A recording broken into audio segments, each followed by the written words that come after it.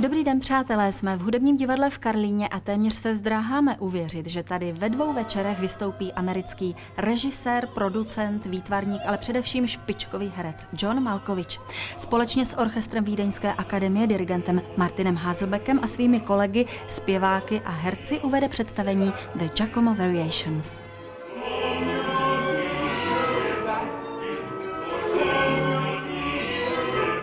Já jsem se právě chtěla zeptat na tu sestavu hudebních čísel v tomto představení a jak je důležitá pro posun děje.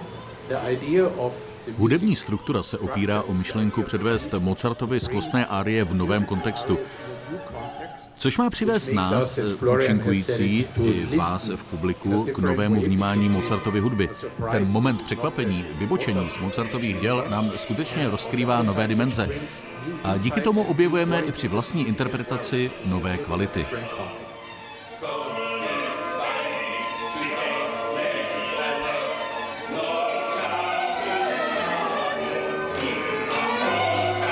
Pan Malkovich, co by stárnoucí Casanova, zaspívá také některé Mozartovy árie.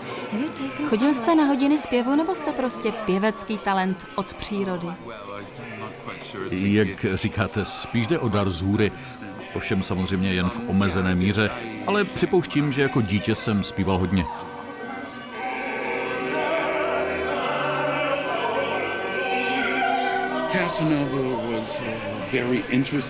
Casanova byl nesmírně zajímavou postavou. Osud mu dopřál nejen dlouhý, ale také neobyčejně pestrý, bohatý život.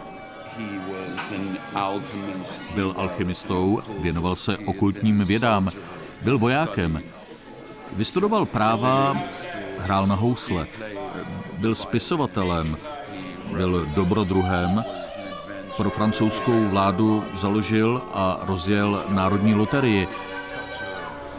Také byl špionem. Jeho život byl každopádně neobvyklý.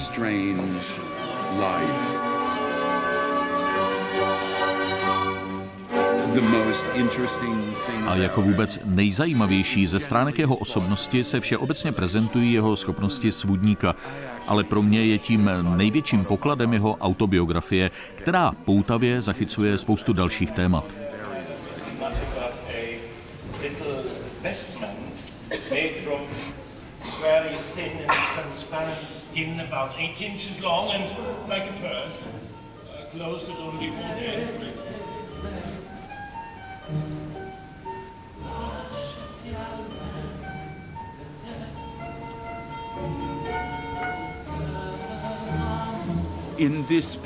V tomto představení je Casanova, myslím, docela zábavný a dokáže velmi trefně vystihnout některá témata.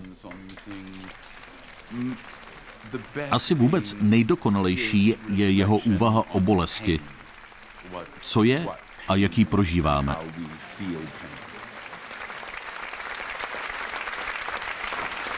S Krištofem Mařatkou se sice potkáváme na Vyšehradě, ale zajímat nás bude hlavně večer ve Dvořákově síni Rudolfína, kde v české premiéře zazní jeho skladba Vábení, věnovaná Václavu Havlovi.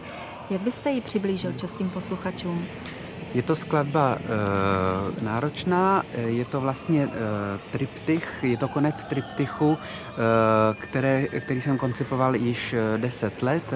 Jehož vlastně podstatou a inspiračním zdrojem je pravěké umění. To je taková tematika, která mě zajímá již léta, čili tato skladba má podtitul Rituál pravěkých zkamenění člověka.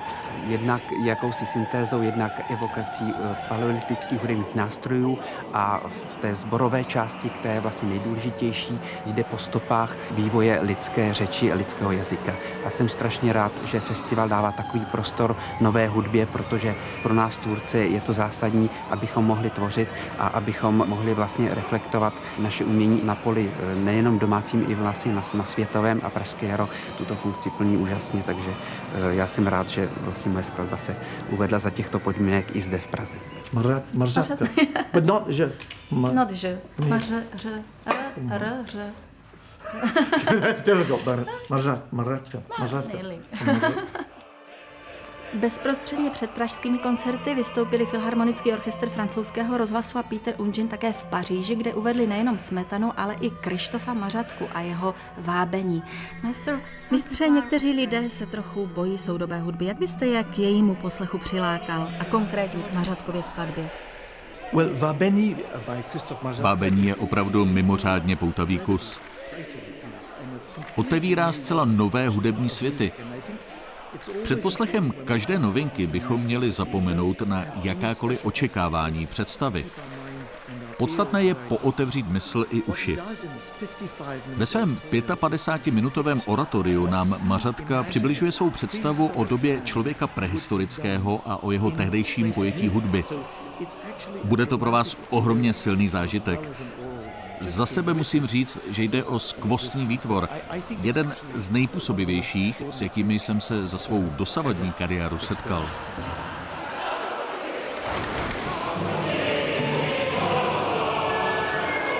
Když jsem dokončoval skladbu v roce 2011, tak Václav Havel zemřel a pro mě to byl takový impuls, vlastně to věnování je posmrtné a je symbolické, protože odráží můj jakýsi vděk i obdiv k muži jako ke spisovateli, k politikovi a ke státníku. Takže i tento akt toho věnování je můj čistě osobním vyjádřením mého jistého postoje.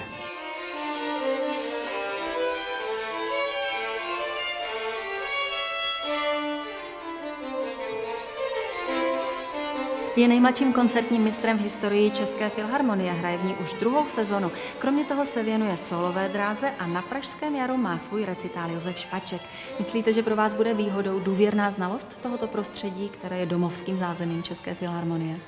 Tak znalost prostředí mám, protože tu v podstatě hraju každý týden s Českou filharmonií. Nicméně pro mě to bude taková první zkušenost v recitálovém programu, kdy vlastně na pódiu budu sám s klavíristou. A tak jsem zvědavý, jaký to na mě bude mít vliv, protože přece jenom vyprodaná Dvořákova síň, to je 1000 lidí a já jsem opravdu zvědavý, jak se s tím dovedu poprat.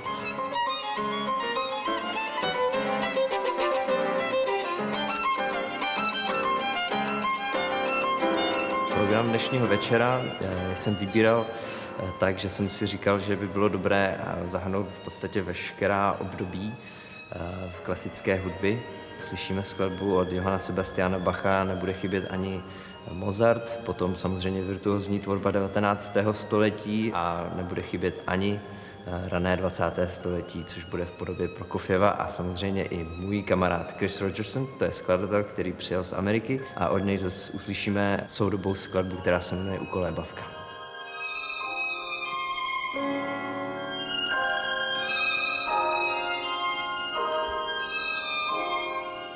Dnešní Echo končí, ještě přidám pozvánku ke sledování toho příštího. V úterý 21. května se v něm potkáte kromě jiných se symfoniky z Českého rozhlasu.